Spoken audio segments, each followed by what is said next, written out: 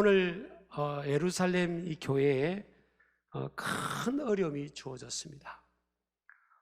예수님의 12제자 중에 한 사람이었던 이 야고보라는 사람이 헤롯 왕에게 붙잡혀서 목베임을 당합니다. 참수형을 당합니다. 그리고 또 수제자였던 베드로도 잡힙니다.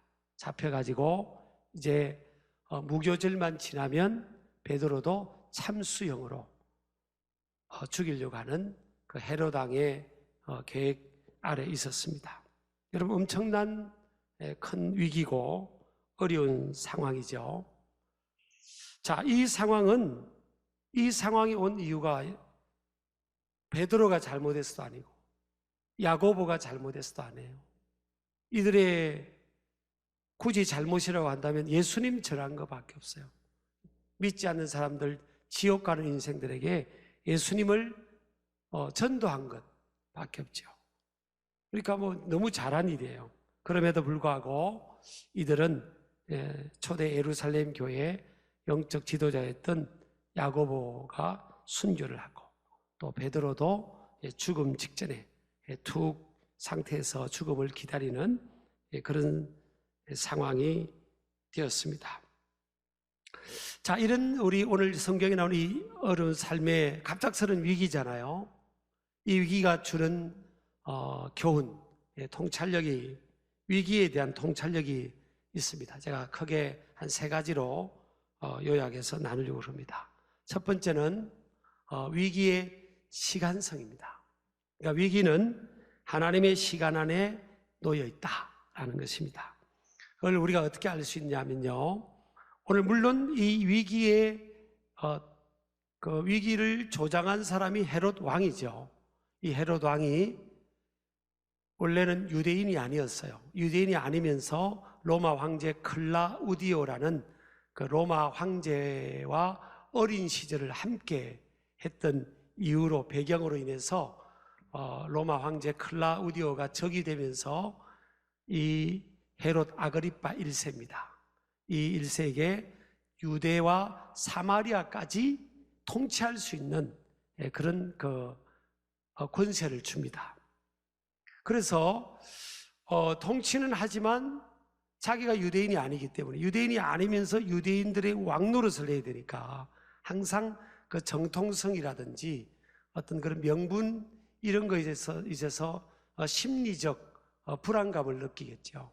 그래서 유대인들의 환심을 사기 위해서 그 당시 유대인들은 하나님을 믿지만 예수님을 믿지는 않았죠. 그래서 예수님을 구세주로 믿고 메시아라고 믿고 고백하고 선포하던 그 그리스도인들이 눈에 가시였을 것입니다. 그런데 헤롯 왕이 그 그리스도인, 유대인들에게 눈에 가시였던 그 그리스도인들을 핍박하고 또 그 지도자를 잡아서 죽이려고 하는, 본때를 보이는 그 상황이 되었을 때 유대인들이 기뻐했다고 그랬어요. 그런데 왜 위기의 시간성일까? 위기는 하나님의 시간 안에 놓여 있을까? 1절에 보면요, 그때에 라는 단어가 있어요. 이걸 좀 주목해 보려고 합니다. 그때에 헤롯 왕이 손을 들어 교회 중에서 몇 사람을 해하려 하여. 하나님의 특별한 일들이 펼쳐지는 그때 헤롯 왕이 손을 들어서 교회 중에서 몇 사람을 해하려 했다는 겁니다. 자, 여기서 우리가 이 말씀을 통해서 적용할 수 있는 것은요, 우리가 해석학적 관점을 우리가 새롭게 성경적 관점으로 전환을 해야 되는데, 우리가 생각할 때, 자, 성경을 보세요. 누가 핍박을 일으켰죠? 누가 야고보를 죽겠죠? 누가 베드로를 죽이려고 그러죠? 누가 초대교회를 핍박하고 있죠? 자, 이게 문자적으로, 표피적으로 우리 해석을 하면 헤롯 왕입니다. 헤롯 왕이 손을 들어서 교회 중 몇 사람을 해하려 했다. 근데 카이로스라는 시간 개념이 지금 도입되어 있잖아요. 이거는 표피적으로 겉모습으로 보면, 단편적으로 보면 헤롯 왕이 그 일을 한 건데, 그러나 통전적으로 보면, 시간을 전체적으로 보면서 이루어졌던 이 사건이나 상황을 우리가 해석하면 이것은 우연히 이루어진 게 아니다.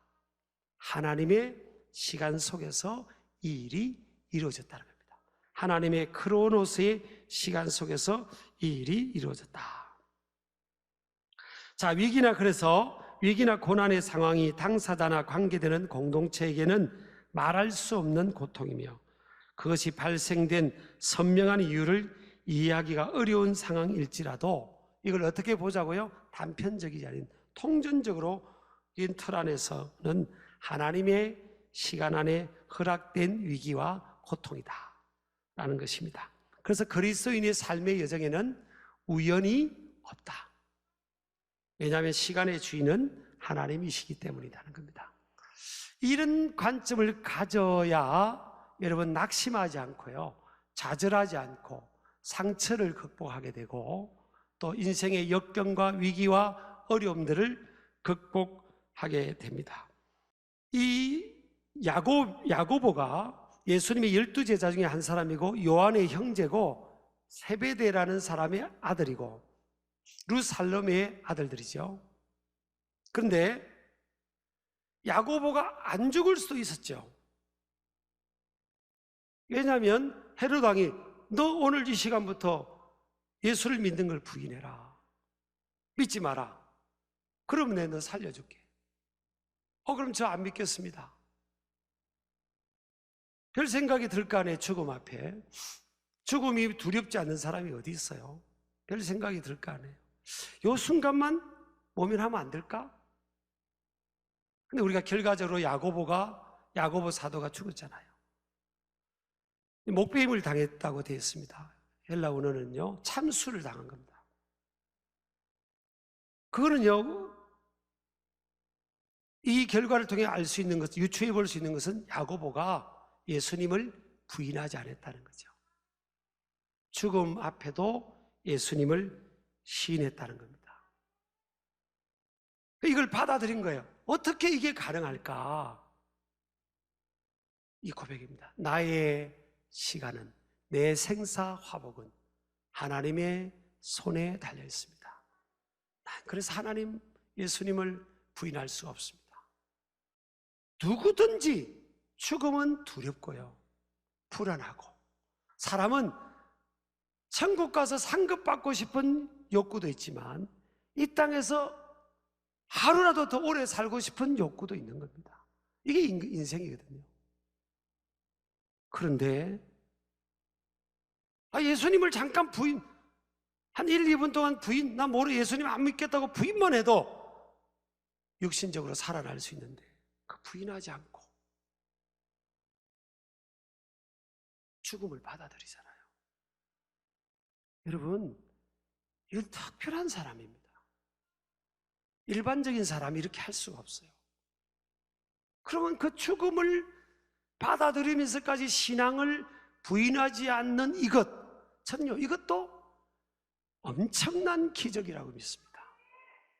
왜냐하면 많은 사람은 내 삶의 상황에서 신앙 때문에 눈앞에 보이는 불이익이 오면 대부분 부인하거든요. 부인할 사람이 많은 건데 이게 인간의 연약함이거든요. 그런데 그러지 않는 겁니다. 이게 어떻게 가능할까? 야고보의 인생의 관점 때문이에요. 세계관 때문입니다. 그래, 내 시간은 하나님의 손 안에 있지. 하나님께서 나를 순교의 제물로 받으시기를 원한다면 하나님, 내가 이 상황을 받아들이겠습니다. 이거 아닙니까? 예수님께서 십자가에 매 달리셨어요. 십자가에 예수님을 못 박는 이들, 조롱하던 그들을 구원하기 위해 못을 박힌 겁니다. 고난 당하는 거잖아요. 근데 예수님 주위에 있던 그들이 무슨 고백을 하고 아우성을 쳤죠? 네가 만약 하나님의 아들이면 그 십자가에서 내려오라고. 정명해 보이라는 거예요. 정명해 보이라는 거예요. 너도 구인하고 우리도, 그리고 양쪽에 있는 강도들도 그런 말을 했잖아요. 여러분, 만약 자기들을 구원하기 위해서 고난받고 있는 예수님이 그런 소리를, 조롱의 소리를 듣다가 참다 못해가지고 아유 나 못해 먹겠다. 그리고 못 다 빼버리고 가시밀관 다 던져버리고 예수님께서 십자가 밑으로 내려오셨다면 인간에게 구원의 문은 닫힌 것 아니에요. 힘이 있으셔도 그걸 참아내고 견뎌내는 그것이요, 그게 진정한 기적입니다. 여러분, 우리가 살아가면서 이 위기의 상황, 인생을 읽는 이 관점, 시간에 대한 개념, 내 시대는 하나님의 손안에 있구나. 또 한 가지는 뭐예요? 위기의 보편성입니다. 서두에 제가 말씀드린 것처럼 믿는 사람에게는 위기나 고통이나 어려움은 예외다, 이게 아니라는 거예요. 모든 사람에게 성령 충만하고 복음을 위해 평생 살아가던 야고보에게도 베드로에게도 고통이 있고 고난이 있고 위기가 있고 죽음이 있고, 이런 믿음을 우리가 가져야 됩니다.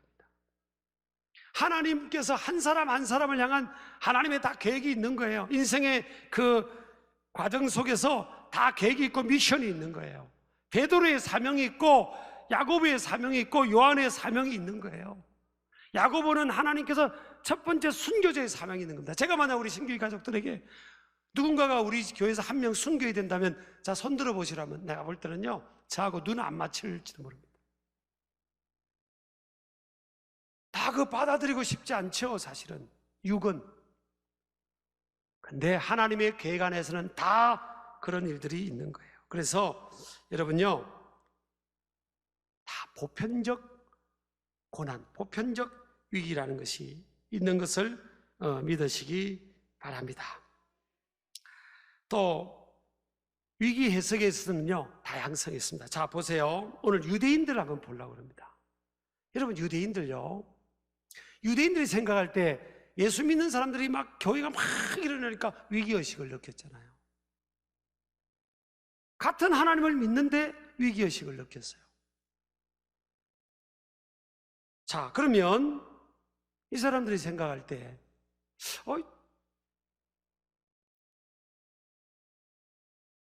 저 사람들이 하나님을 믿긴 믿는데 예수라는 분이 메시아라고 그러는데 우리는 지금 아직까지 메시아가 안 왔다고 생각하는데 정말 예수라는 분이 메시아인가? 그러면 아주 진지하게 검토가 들어가야 되잖아요. 근데 무조건 아니라는 거예요. 그리고 재판 과정 없이 헤롯 왕이 그 권세로, 권력으로 예수님을 따르는 그 공동체, 교회 공동체 지도자를 죽이고 투옥시키고 하는 이런 상황인데 유대인들이 기뻐합니다, 그 당시에. 여러분, 이건요 아닌 거죠, 사실은. 하나님은 거룩하신데, 거룩은 뭐예요? 공의롭고 불의가 없다는 거 아니에요. 그 하나님을 믿고 있는데 재판 과정에 불공정한 과정 속에서 아무리 죄를 지었다도 사람을 그 적절 심판하고 목배임을 당하는 그게 정당한 게 아니잖아요. 더구나 예수님을 전했다는 것 때문에. 근데 사람들은 하나님의 거룩에 대한 이 이해, 바른 이해가 아닌 몰 이해로 인해서 이들은 잘못된 삶을 지향합니다. 불의한 사람들을 하는 행동을 기뻐하는 거죠. 이건요 집단적 관계입니다. 충분히 가능할 수 있어요. 교회도 여러분요 우리가 정신 바짝 차려야 됩니다. 예, 우리나라도 6만 개에 가까운 교회들이 있기 때문에 교회가 시험이 들고 막 싸우면요 세상 사람들보다 더 이상하게 싸웁니다. 교인이나 아니나 집단적으로 이게 말려버리면요 판단이 흐려집니다. 상식은 뭐예요? 상식은 법 안에서 정당한 재판 과정을 통해서 그 사람에 맞게 판결을 내리고 또 변론을 하게 하고 이런 과정이 주어지는 게 맞잖아요. 근데 지금 공개 처형, 공개 재판하겠다는 거예요. 여러분, 그래서 어떤 상황을 해석하는 것에 대해서 이해하지 못하면, 더구나 거룩하신 하나님, 하나님의 거룩에 대해서 이 유대인들이 이해를 하지 못한 거죠. 뭘 이해죠? 뭘 이해? 두 번째는요, 존재와 부르심의 목적에 관한 몰리입니다. 하나님께서 유대인들이 존재했던 것은 뭐예요? 아브라함부터 아닙니까? 아브라함, 이삭, 야곱이잖아요. 그 야곱의 이름이 이스라엘이 된 거잖아요. 하나님께서 아브라함을 부르실 때 뭐라고 약속했죠? 내가 너와 내 자손으로 말미암아 천하 만민이 복을 받게 해주겠다. 이건 뭘 말하는 겁니까? 아브라함아, 너와 내 자손들이 천하 만민의 복을 받는 것은 네가 열국의 아비가 되고 네 아내가 열국의 어미가 되는 거야. 모든 나라 모든 백성들이 하나님께로 돌아오는데 너와 네 자손들을 사용하겠다는 거예요. 유대인들, 이스라엘 사람들의 이 존재, 비인과 이 부르심, 콜링의 목적이 뭡니까? 모든 나라 모든 사람들, 하나님을 모르는 사람들을 구원받게 하는 거잖아요. 근데 이들은 그걸 잊어버렸습니다. 편협한 선민의식, 선민이 뭐예요? 선택받은 백성이라는 의식 아닙니까? 편입한 거예요. 하나님은 우리를 먼저 부르셨고 우리를 먼저 있게 하심으로 모든 나라 사람들을 구원하기를 원했는데 이들은 그런 생각을, 관점을 갖지 않았어요. 하나님의 그들의 존재와 부르심에 대한 이해를 못 해버렸습니다. 잘못 이해한 거죠. 어떻게 생각했습니까? 하나님은 우리만 구원시켰다. 우리 외에 저 이방인들은 아니야. 구원의 대상도 아니야. 우리만. 그러니까 자기들 논리로 이 존재와 부르심의 목적으로 하면 뭐예요? 그 당시에 예수님을 따르던 그들도 그들의 입장에서는 구원의 대상이고 섬김의 대상이고 사랑의 대상이고 구원시켜야 될 대상이잖아요. 그렇게 안 하지 않습니까? 하나님께서 우리를 먼저 예수님을 믿게 하고 내가 지금 살아가는 존재의 이유, 부르심의 이유가 뭐냐? 나를 통해, 또 우리 교회를 통해. 신길교회가 지금 75년이 됐는데 존재하는 이유가 뭐냐? 우리를 통해 지역사회와 전 세계 사람들이 예수님을 알고 믿도록 하기 위하여 우리가 존재하는 겁니다. 자, 유대인들이 생각할 때 우리가 선택받은 백성인데, 그리고 우리들이 예수라는 그를 못 박았는데 나무에 매달린 사람은 저주라고 생각하는데, 근데 저 수많은 사람들은 저주받았다는 우리가 못 박은 그를 메시아로 믿고 있다. 이거는 아니다. 자기들의 고정관념의 털 속에서 이거는 잘못된 거야. 저 사람들은 제정신이 아닌 사람들이야. 비정상적인 사람들이야. 그렇게 그들은 생각을 한 거죠. 여러분요, 하나님은요, 인간의 지식, 경험, 이해, 그 안에서만 일하시는 분이 아니에요. 하나님은 그 너머에 일하시는 겁니다. 하나님은 사람들이 나무에 매달린 것은 저주라고 하는 그 방법을 통해서 하나님의 아들을 저주의 대상이 되게 함으로, 인간의 죄 문제를 해결함으로 온 인류를 구원할 것이라고는 아무도 상상을 못했습니다. 우리 예수님은 그 방법으로. 여러분, 어떤 사람이 너무 어린 시절에 어렵고 힘들고 고통이 있어요. 또 현재 어렵고 힘든 고통이 있어요. 대부분 사람들은 그때 그 시절 그 상황만 보면서 왜 내 인생이 이렇지? 내 운명이 왜 이렇게 힘들까? 이렇게 생각할 수 있죠? 하나님은 그를 통하여 그 고난을 이겨내서 세계를 움직이는 위대한 지도자로 삼고자 하나님이 계획하신 것을 그도 모르고 그 주위의 사람들도 그 당시에 몰랐을 거 아닙니까? 심지어는 집안에 있는 사람도 몰랐어요. 집안에 있는 형제들조차도 요셉이 세계를 겸령할 사람인 줄을 몰랐어요. 심지어는 아버지가 내 아들이 이스라엘 민족의 통일 왕국의 왕이 될 것을 몰랐습니다. 다윗이 왕이 될 것을 아버지가 몰랐어요. 우리 2주 전에 제가 설교했죠. 그 모압 여인 룻이 몸을 파는 기생 라합이 예수님의 조상이 될 것을 누가 알았습니까? 우리는 이제 우리 털 아래서만 역사를 해석하려고 하고 상황을 해석을 하려고 하고 어떤 사람의 모습을 해석하려고 하고 자기 자신의 삶을 스토리를 해석하려고 해요. 하나님은 우리 털 안에 우리 생각 안에서 갇혀서 일하시는 분이 아니라니까요. 하나님 우리 털 밖에, 그래서 제가 역동성이라고 했습니다. 진취성이라고. 이 하나님의 이런 것을 제가 표현할 단어가 없어가지고 생각이 안 나서 그냥 하나님의 역동성과 진취성이라고 했습니다. 하나님은 유대인들을 통하여 온 세계를 구원하기로 원했지만 사명을 못 감당하는 그들을 촛대로 옮겨서 이방인들을 일으킨 게 아닙니까? 하나님은 많고 많은 똘똘한 많은 그 당시에 사람들이 있지만 우리 예수님은요, 고기 냄새 푹푹 풍기는 단순하고 거친 그 어부들을 제자로 부르셨어요. 이해가 안 되지 않습니까? 하나님, 저와 여러분 같이 내세울 것 없는 사람을 먼저 하나님의 자녀로 부르시고 하나님을 일꾼으로 부르셔서 우리를 통해 일을 하겠다는 거예요. 이해가 되지 않지 않습니까? 그렇다면 앞으로도 마찬가지입니다. 그래서 우리 교회가 길을 만드는 사람들이에요. 아니, 우리 하나님께서 길을 만드시는 분이에요.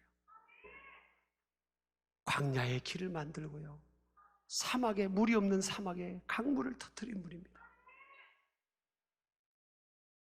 여러분, 이 믿음을 갖기를 축복합니다. 내 경험, 내 지식, 내 가치관, 세계관, 내 정보 안에서만 인생을 해석하지 말자고요. 그래, 하나님은 얼마든지 제한받지 않으신다. 자, 어떻게 해요? 하나님이 여시면 닫을 자가 없고 닫으면 열 자가 없는 거예요. 하나님이 여시면 닫을 자가 없어요. 하나님이 여시면 뭐 할 자가 없다고요? 닫을 자가 없어요. 주님이 닫아버리면 열 자가 없습니다. 그러니까 주님은 지금도 하시는 분이에요. 주님은 제한받지 않고 일하시는 분이에요. 베드로를 원하시면 감옥에서 건져내시는 분이고요, 순교자의 피가 필요할 때는 야고보를 죽음의 자리에 그걸 감당하도록 죽음을 맞이할 수 있도록 하나님은 그에게 역사하셔서, 기적적으로 역사하셔서 그 사명, 순교자의 사명을 감당하게 하시는 겁니다. 한국교회도 우리 신길교회도 저도 여러분도 살아가는 삶에 많은 위기가 있고 어려움이 있지만 이런 올바른 역사의식을 가지고 믿음으로 나아가게 될 때 여러분 능히 이겨낼 수 있고요, 능히 감당할 수 있습니다. 믿음의 사람은 이런 관점을 갖고 살아가면요, 꺾이지 않습니다. 아무도 그 사람을 꺾을 수 없어요. 오히려 그를 밟죠. 겨울에 보리를 밟아주면 봄에 더 잘 자라고 나중에 추수 때 연글은 그 열매를 맺는 것처럼요, 믿음의 사람들의 삶에 오는 위기나 어려움들은 잘 이겨나가고 그로 인해서 하나님의 영광이 더 드러나게 될 줄을 믿습니다. 이 믿음으로 우리 여러분 승리하는 신길 가족들 되기를 축복합니다.